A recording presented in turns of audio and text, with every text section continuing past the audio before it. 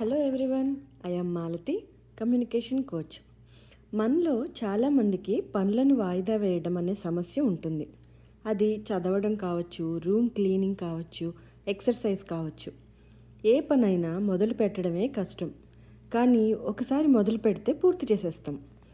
అయితే జపనీస్ వారు ఒక టెక్నిక్ ఫాలో చేస్తారు, కైజెన్ అని.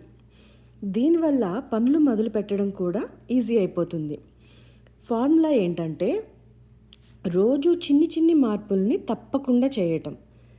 ఎలా అంటే, మనం అవాయిడ్ చేస్తున్న పనిని రోజు ఒక 1 మినిట్, జస్ట్ 1 మినిట్ చేయాలి.